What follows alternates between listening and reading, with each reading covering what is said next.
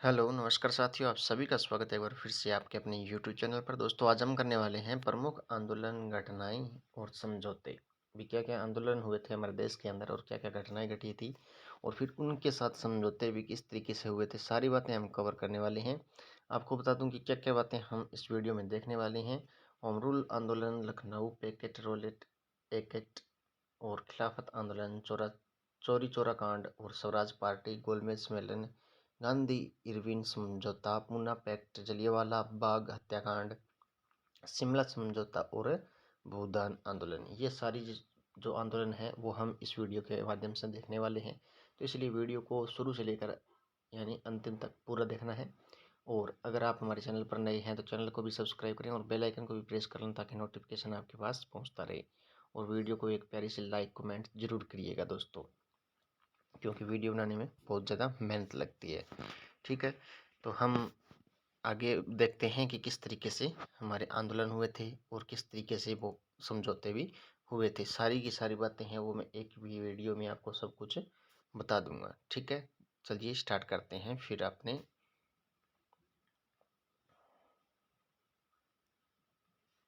सबसे पहले अगर हम देखें तो भारतीय राष्ट्रीय जो कांग्रेस की स्थापना है वो कब हुई थी। सभी को पता है कि 1885 के अंदर हुई थी और इस तरीके का सिंबल है, हाथ के निशान का सिंबल है दोस्तों।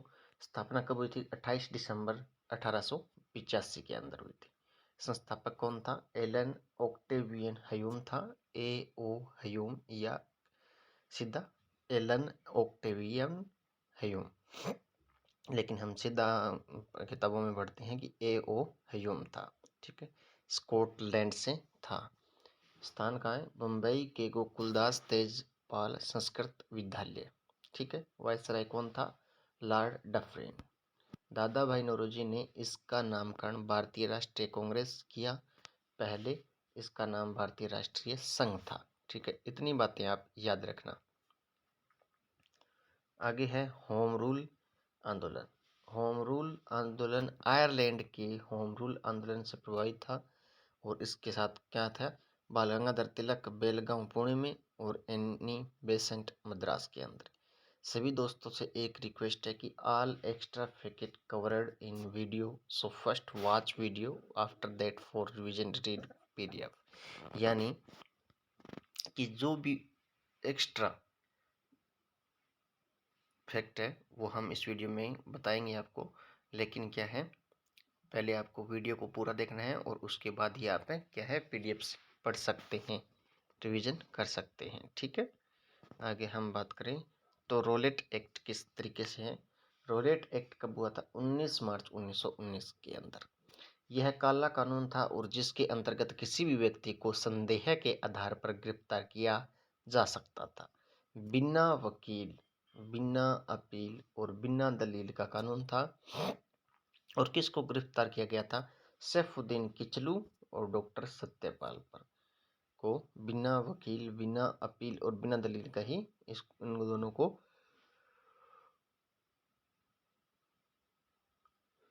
गिरफ्तार किया गया था। 10 अप्रैल 1919 को पंजाब के लोकप्रिय नेता सैफुद्दीन किचलू और डॉक्टर सत्यपाल को गिरफ्तार किया गया था। ठीक है, आगे हम बात करें जलियांवाला बाग हत्याकांड। तो जलियांवाला जो बाग हत्याकांड है वो कब हुआ था? 13 अप्रैल 1919 के अंदर हुआ था। रोलेट एक्ट के विरोध में पंजाब के अमृतसर के जलियांवाला बाग में एक सभा बुलाई गई और यह शांतिपूर्ण विरोध कर रहे थे। ठीक है, पर जनरल डायर ने इन पर अंधाधुंध गोलियां चलवा दी। इस घटना के विरोध में महात्मा गांधी ने केसर ए हिंद की उपाधि, रविंद्रनाथ टैगोर ने सर की उपाधि लौटा दी थी और इस घटना की जांच के लिए हंटर कमीशन को नियुक्त किया गया था। सरकारी रिपोर्ट के अनुसार इसमें 379 व्यक्ति मारे गए, परंतु कांग्रेस समिति के अनुसार लगभग 1000 व्यक्ति मारे गए थे। यानी ये तो हो सकते हैं 1000 से ज़्यादा ही मरे हों, क्योंकि जो फायरिंग होती है ना उसमें पता नहीं चलता कितने लोग हैं और कितने लोग मरे हैं। जलियांवाला बाग हत्याकांड में हंसराज नामक भारतीय ने डायर का सहयोग किया था। यानी ये अपने ही देश के निवासी थे जिन्होंने अपने ही देश के साथ गद्दारी की थी और ऐसे ही लोग आगे चलकर क्या है अपने देश को खोखला कर रहे हैं। इसलिए मैं बोलता हूँ कि सबसे पहले अपनी पढ़ाई पर ध्यान दीजिए, जिससे कि आपको अच्छी नॉलेज हो और उसके बाद आप अपने फैसले खुद ले सकें, किसी के ऊपर प्रभावी न रहें। ठीक है, आगे हम बात करते हैं खिलाफत आंदोलन। खिलाफत आंदोलन क्या है? खिलाफत आंदोलन 1919 के अंदर हुआ था। खिलाफत आंदोलन तुर्की में खलीफा के पद के समर्थन में ब्रिटेन के खिलाफ आंदोलन था। और भारत में खिलाफत आंदोलन की शुरुआत कहाँ से हुई थी? शौकत अली और मोहम्मद अली के द्वारा हुई थी। आगे है असहयोग आंदोलन। 1 अगस्त 1920 को महात्मा गांधी जी के नेतृत्व में असहयोग आंदोलन शुरू हुआ था। ये प्रश्न बार बार पूछा जाता है, सबसे इम्पोर्टेंट प्रश्न है कि असहयोग आंदोलन की शुरुआत कब हुई थी? तो 1920 के अंदर हुई थी। और किन के नेतृत्व में हुई थी? तो महात्मा गांधी के नेतृत्व में हुई थी। सॉरी, चौरी चौरा कांड 1922 के अंदर हुआ था। महात्मा गांधी के असहयोग आंदोलन के दौरान 4 फरवरी 1922 को कुछ लोगों की गुस्साई भीड़ ने गोरखपुर के चौरी चौरा के पुलिस थाने में आग लगा दी थी और इसमें 23 पुलिस वालों की मौत हो गई थी। ये पूछ लेते हैं कि चौरा चौरी के अंदर कितने पुलिस वालों की मौत हुई थी? तो 23 पुलिस वालों की मौत हुई थी। और चौरी चौरा कांड जो है वो कब हुआ था? 1922 के अंदर हुआ था। और किसके आंदोलन, कौन से आंदोलन के कारण हुआ था? असहयोग आंदोलन के कारण हुआ था। 1920 में चला था असहयोग आंदोलन। और चौरी चौरा जो कांड है वो कब हुआ था? 1922, यानी 2 साल के बाद हुआ था। ठीक है, ये बात भी आप साथ के साथ याद रखना। आगे है सविनय अवज्ञा आंदोलन कब हुआ था? 1930 के अंदर। ठीक है, सविनय अवज्ञा आंदोलन की शुरुआत गांधी जी ने 12 मार्च 1930 ईस्वी को दांडी मार्च के साथ की थी। और 31 जनवरी 1930 को गांधी जी की मांग 11 सूत्रीय मांग थी। और फिर वायसराय लॉर्ड इरविन ने इसको क्या है, अस्वीकार कर दिया। फिर परिणाम क्या है? सविनय अवज्ञा आंदोलन शुरू किया था। ठीक है दोस्तों, ये बात भी आप साथ के साथ याद रखना। आगे है गोलमेज सम्मेलन। गोलमेज जो सम्मेलन है वो कब कब हुए थे? तीनों गोलमेज सम्मेलन लंदन में हुए थे। ठीक है भाई, भीमराव अंबेडकर जी ने तीनों गोलमेज सम्मेलन में भाग लिया था। और तीनों गोलमेज सम्मेलन के समय इंग्लैंड का प्रधानमंत्री रेमजे मैकडोनाल्ड था। ये पूछ सकते हैं प्रश्न कि जब गोलमेज सम्मेलन हो रहे थे तब वहां पर कौन गया था अपने देश से? तो भीमराव अंबेडकर जी गए थे। और कहाँ पर हुआ था गोलमेज सम्मेलन? तो ये लंदन के अंदर हुआ था। और तीनों गोलमेज सम्मेलन के समय जो प्रधानमंत्री थे इंग्लैंड के, तो वो कौन थे? तो रेमजे मैकडोनाल्ड था। ये मोस्ट इंपोर्टेंट क्वेश्चन होते हैं। ये छोटे छोटे फैक्ट है ना, यही आपको क्या है प्रश्न के अंदर देखने को मिलेंगे। और आप क्या है, जैसे इतना धुंध इतना बड़ा पैरा पढ़ लेते हैं कि हाँ बस इससे ही आएगा।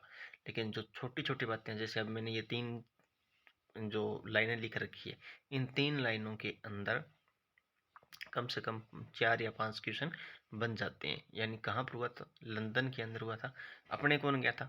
तो भीमराव अंबेडकर गया था, अंबेडकर जी गए थे। और वहाँ पर प्रधानमंत्री कौन था? तो रेमजे मैकडोनाल्ड था। कब हुआ था पहला? तो 1930 में। दूसरा कब हुआ? 1931 में। तीसरा कब हुआ? तो 1932 के अंदर। लगातार हुआ था 30, 31, 32 के अंदर। ठीक है, आगे है प्रथम गोलमेज सम्मेलन। प्रथम जो गोलमेज सम्मेलन है वो कब तिथि कब थी? 12 नवंबर 1930 के अंदर। स्थान कहाँ था? सेंट जेम्स पैलेस लंदन के अंदर। वायसराय कौन था? तो लॉर्ड इरविन था। भारतीय राष्ट्रीय कांग्रेस और महात्मा गांधी जी ने इसमें भाग नहीं लिया था। ठीक है, मुस्लिम लीग के नेता मोहम्मद अली जिन्ना, आगा खान और मोहम्मद अली, इन्होंने इसमें भाग लिया था। दलित वर्ग के नेता थे बाबा साहब भीमराव अंबेडकर ने भाग लिया। ठीक है,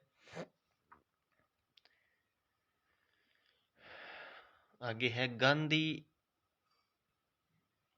इरविन समझौता। ठीक है, महात्मा गांधी और वायसराय लॉर्ड इरविन के मध्य में समझौता हुआ था। लॉर्ड इरविन की शर्तें: सविनय अवज्ञा आंदोलन समाप्त किया जाए, कांग्रेस गोलमेज सम्मेलन में भाग लेने लंदन आई और ब्रिटिश सम्मान का बहिष्कार न किया जाए। फिर महात्मा गांधी जी की 11 सूत्रीय मांगे थी।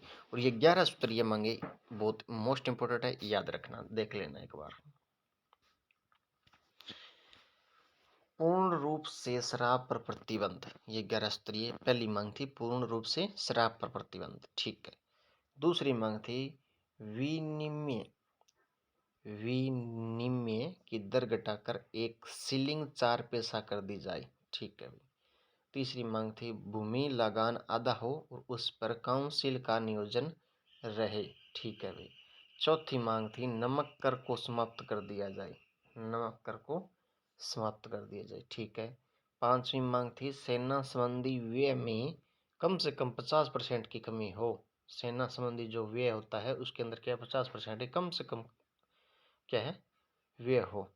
ठीक है। यानी सेना वो अपनी ही सेना को क्या मजबूत करते थे, अंग्रेजी अपनी ही सेना को मजबूत करते थे और भारतीयों को क्या है, रखते ही नहीं थे।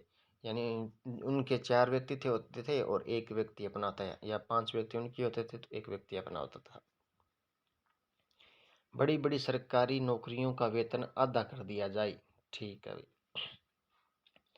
विदेशी वस्त्रों के आयात पर निषेध कर लगे।